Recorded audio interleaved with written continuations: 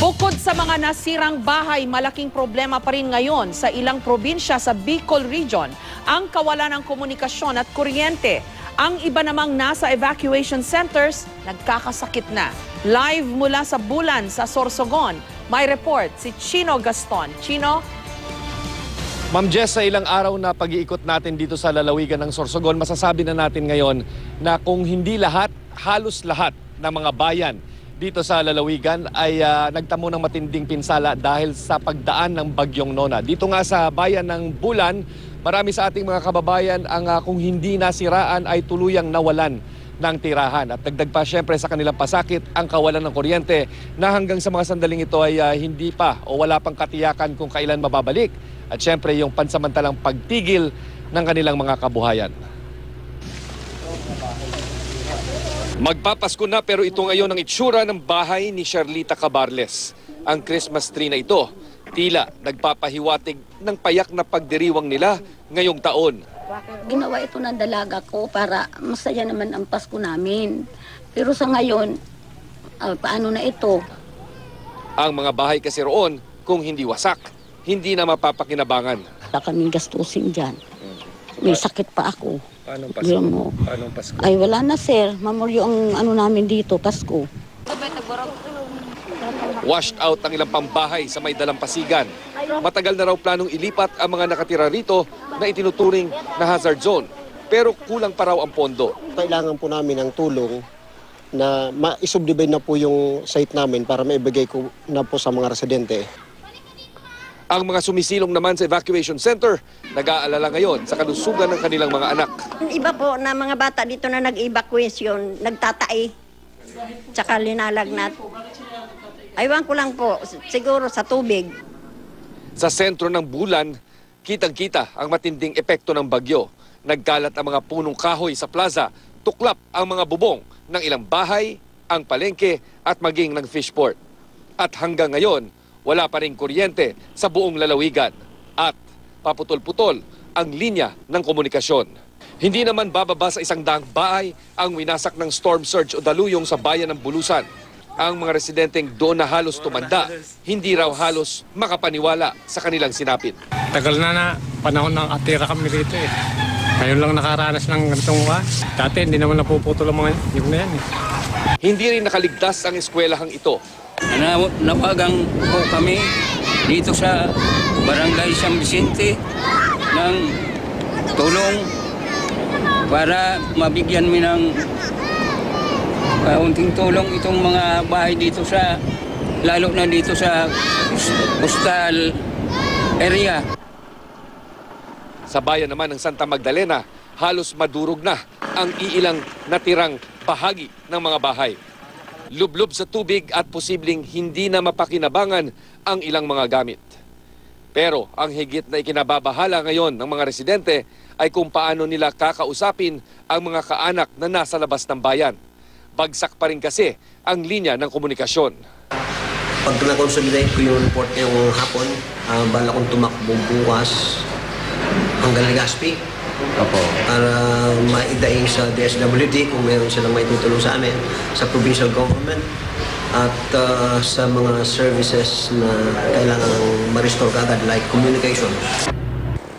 Brownout din ang problema sa maraming bayan sa Albay.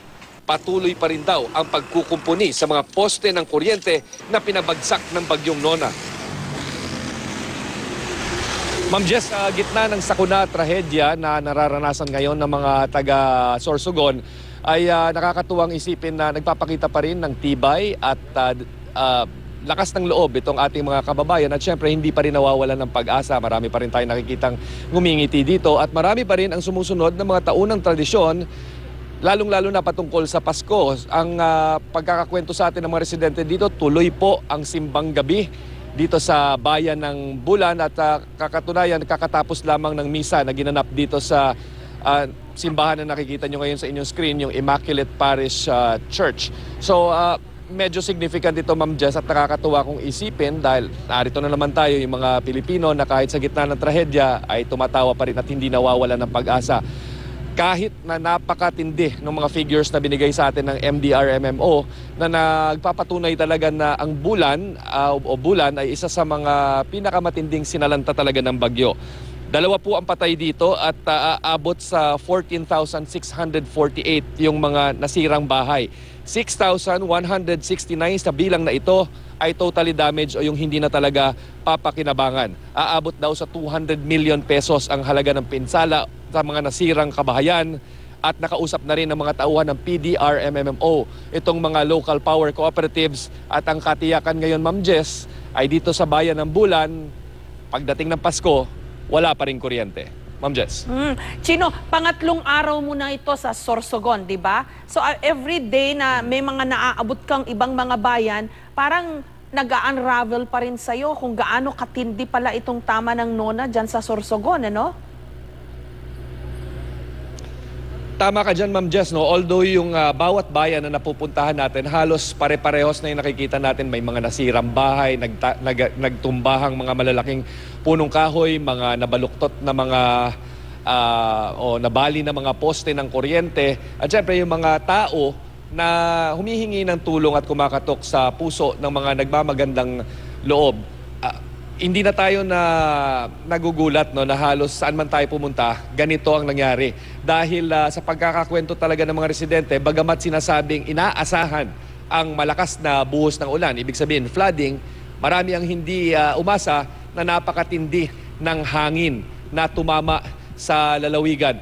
Ang isa sa mga positive points siguro na nakikita natin, Ma'am Jess, dito, relatively napakababa po yung bilang ng mga nasawi dahil sa bagyo. Ang pagpapaliwanag sa atin dito ay meron daw preemptive evacuation na nangyari at siguro dahil na rin sa dami ng mga bagyong nagdaan dito at yung trahedya na dulot nito, marami na rin sa ating mga kababayan nakakaintindi kung ano yung storm surge, ano yung epekto ng napakatinding hangin at alam na rin nila na kapag nagbigay na ng babala ang kanilang mga barangay officials ay kailangan na talagang lumikas doon sa mga evacuation centers. Pero katulad din ng ibang mga bayan, no, Chino, itong Sorsogon, sanay, medyo masasabi natin siguro sanay na rin sa bagyo, no, buong Bicol region for that matter. Pero yes. Anong sinasabi nila sa'yo? Hindi nila inasahan o talagang sobrang tumitindi na talaga yung mga bagyong dumadating sa kanila? Ma'am Jess, yun na nga yung mga sinasabi sa atin ng lalo na yung mga matatanda na nakausap natin dito. Dekada na ang kanilang binilang sa pagtira dito sa lalawigan ng Sorsogon. At sinasabi nila na palagi kaming dinadaanan ng bagyo, kaya't hindi na bago sa amin ang mga malakas na hangin, yung daluyong, at syempre yung malakas na buhos ng ulan na nagre-resulta sa matinding pagbaha. Pero ang sinasabi lang talaga nila, Ma'am Jess, ang kanilang naobserbahan, no, ay napakatindi na daw talaga ngayon ng mga bagyo, lalong-lalo na yung lakas ng hangin na bumabayo. At kahit yung nature daw ng hangin, kahit na sukatin pa natin yan, 250 kilometers per hour, 180 kilometers per hour, parang yun yung mga figures na naririnig natin pag malakas talaga yung bagyo. Pero dito daw, parang yung behavior ng hangin ay kakaiba kasi parang tumitigil daw ito at parang kakaiba yung kilos kung kaya't parang umiikot lang sa isang lugar na matagal. Kaya't napakalaki daw ng pinsala at kumbaga hindi mabilis yung pagdaan ng bagyo. Parang nagsistay daw muna ito. Kaya't ang kanilang paniwala, lalo ito nagpapatindi sa pinsala na kanilang nararanasan. Sila men mismo ay nagtataka dahil sa kanilang salita na nga, sinasabi sa akin, ay hindi naman ganito dati ang epekto ng bagyo o hindi ganito kalala. Hindi na nga talaga maitatanggi na epekto ito ng tinatawag nilang climate change. Ingat kayo dyan sa Sorsogon. Maraming salamat. Chino Gaston.